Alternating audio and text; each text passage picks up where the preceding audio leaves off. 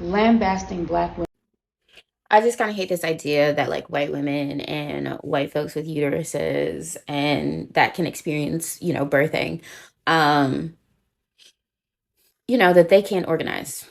So when you think of like domestic supply of infants, the first thing that comes to mind is the breeding plantations that America instituted once they decided that they were going to stop abducting Africans, specifically West and Central Africans, because the international community was like, "Hey guys, it's kind of like not cute," and they're like, "Yeah, yeah, yeah, sure, sure, sure, sure, sure," and then they started breeding plantations, forcing black women to couple and birth, right? And what were white women doing at that time?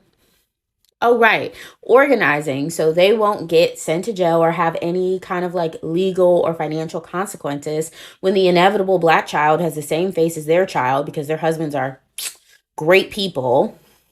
And they get so angry that they beat that said black child to death.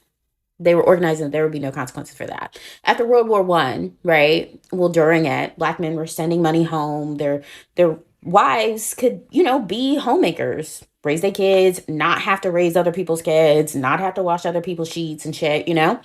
And white women had no problem organizing with a couple of city ordinances making that illegal so black women could not stay at home and raise their children. They had to raise their children, wash their sheets, and cook their food. You had no problem getting protests together when you wanted to hurl shit at little black kids just trying to go to school. You have no problem terrorizing your HR department when your manager of color, especially if they're a black woman, tells you, hey, you can't have 3 45-minute breaks in a 5-hour shift. So, what do you mean you don't know how to organize? Y'all are the biggest voting bloc in America, 41%. And every damn time if a bag is going to be fumbled, it will be you. So instead of getting on TikTok, yelling at black people, making demands, why don't you call your mama? Why don't you call your auntie? Have some personal courage. Oh, I'm no contact. Well, then call her friend. Because y'all don't want to do the dirty shit. You don't want to do the hard shit. And then you want to hide behind, well, I ain't just, like you're the only person that experiences shit. Welcome to the circus, bitch. It sucks. Welcome.